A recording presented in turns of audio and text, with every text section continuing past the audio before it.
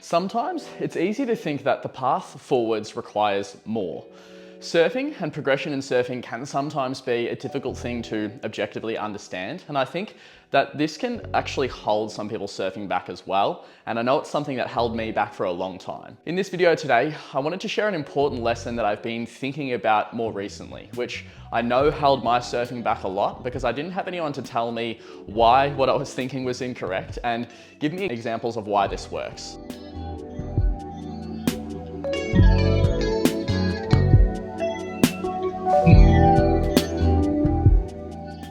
So if you're wanting to stick around today, I'm hoping to discuss with you one of the more important lessons in surfing in general. And that lesson is why surfing harder doesn't always mean surfing better.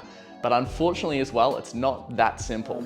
That's kind of what I felt like today. Maybe it was the fin too, which I could change, but like it felt like very like boaty, like just like really nice and like really smooth and flowy. Like I don't know much about boat mechanics, but when you go on a boat, you're not like whipping it. It's like very like boom, like really nice, and then oh, it's really nice back.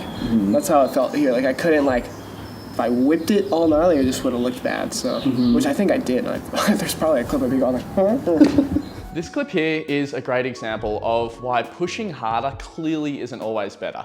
But our mind is great at coming up with tricks to come up with exceptions to the rule.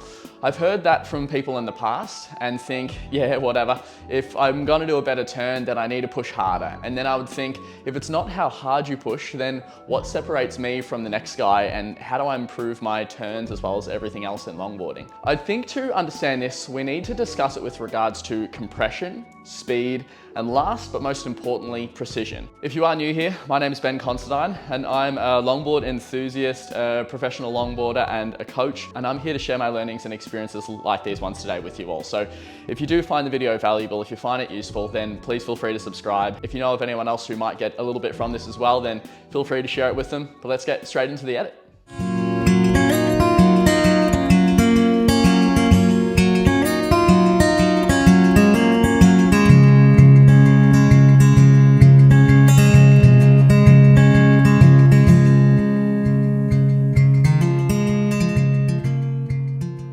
Throughout my surfing development, a big barrier was understanding what it means to take your surfing to the next level.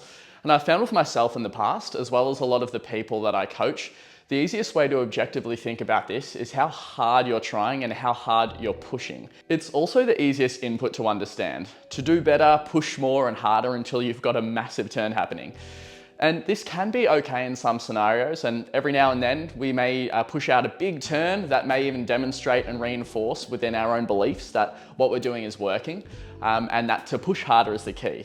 But today, I guess I'm here to tell you a more counterintuitive realization I've had along my time, and I suppose I want to act as the person that I wish I had when I was younger to tell me, not just telling me to relax and don't push too hard, but telling you why this works as well, so it makes more sense and that we don't inadvertently resolve back to forcing and pushing through our turns. For myself, I've more recently had this drilled into me as well. My shaper actually got me onto an old mal as well as a pintail and surfing that, and that's it. And this was really to refine the intricacies of pressure and placement and understanding that even if you do have a 10 kilo, big, heavy, interestingly shaped old mal, you can still surf to a really high level.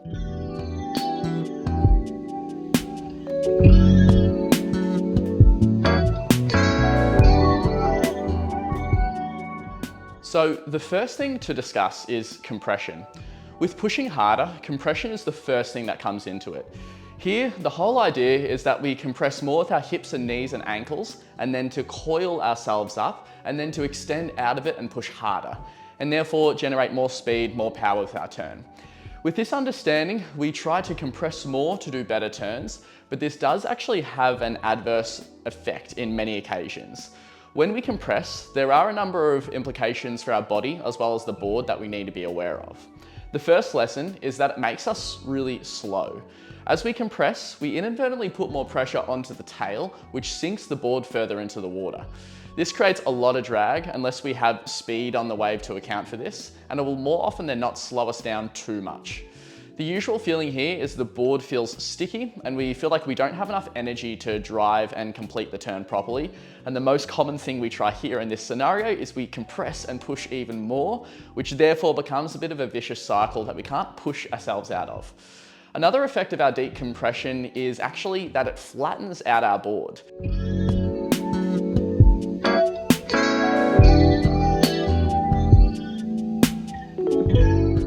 For an effective turn, we do need the right ratio of pressure on the tail to pressure on the rail. And just by getting compressed, we'll significantly increase the tail pressure and reduce the rail pressure, which means that our turn has more of a stalling mechanism rather than the rail engagement, which of course has to slow our board down as well. The second lesson is that it influences our precision. The first thing I want to mention here is for a well-executed turn, we need to have the right pressure applied to start our turn exactly at the right moment. And on the other side, we need to exit the turn at the right time as well. If we compress too much starting our turn, we actually delay the time it takes to go from our trim line to putting the board on its rail. And what I've found is happening most often is that we're actually missing a crucial part of the wave that we need to be engaging the turn, which is preferably high and close to the pocket in a critical section. Just a little error here in too much delay between engaging the rail can leave you further out onto the shoulder and in a less critical part of the wave, which does significantly impact how our turn can be executed. This is due to both the flattening of the board, as we spoke about before, when we compress too much, as well as the time it takes to physically extend our lower body from the compressed position. And the same goes for coming out of the turn. Ideally, we can exit turns with lots of speed, but if we do delay our exit too long, then we can find ourselves running out into the flats of the wave or too deep into the whitewater, where we find ourselves losing momentum, flow, or not keeping up with the wave.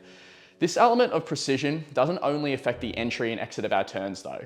What we also find with more compression is the all or nothing principle, which means that we're far more likely to have less precise adjustments of our weight and pressure from the front to the back foot, and we're much more likely to be heavily weighted either solely onto the front or the back foot. In becoming more precise with our turns, it can be a huge benefit not to get bogged down in too much of a compressed position, because it allows for a subtle transference of weight onto the front or the back foot as needed, so you can maintain rail engagement and keep the board trimming across the wave whilst making real-time adjustments to your pressure rather than being stuck into one position. In other words, if we continue to press too hard or compress too much, then we may become less adaptable throughout our turns. Learning all of this was definitely a big shift for me and my surfing, and understanding what it really means to improve our turns, not just push harder, but being more connected to the turn, both from a board and a body perspective. And there's a few different ways that have worked for me to implement this into my surfing. The first is to use the analogy of wanting to skate across the wave, especially if the conditions are a little bit wobbly. We don't want to be plowing through the chop and getting ourselves stuck amongst the messy conditions. Instead, we want to have our board be nice and light on the surface of the water to reduce the friction and the effect of the choppy and messy conditions on our surfing and on our turns, more importantly. But then we may be thinking we may feel less controlled if we're not so compressed, for which I like to implement the 60% rule.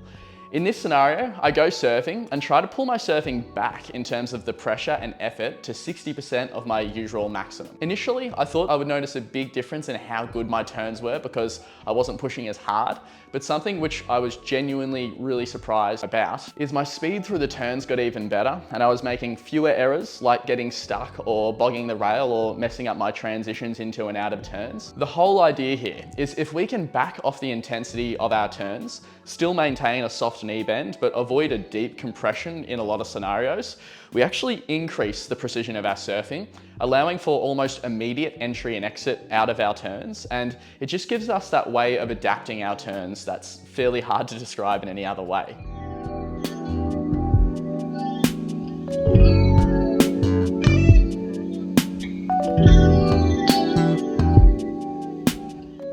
So I hope that you find that really, really useful. I definitely recommend that's something that you can trial in your upcoming surfs. backing things off a little bit and focusing more on where you're placing your feet and rail pressure and how that influences the turn, while staying, again, fairly light on your feet, fairly light on the wave. So definitely a good thing to try. Please let me know how it's gone for you and whether you feel like this is something that's useful for your surfing as well. I'd love to hear about that. But thanks so much for watching. Again, we've got some good videos coming up, but if you have any suggestions for videos that you'd like to see, make sure you leave that in the comments below. I hope you're all getting waves, and we'll catch you on the next one.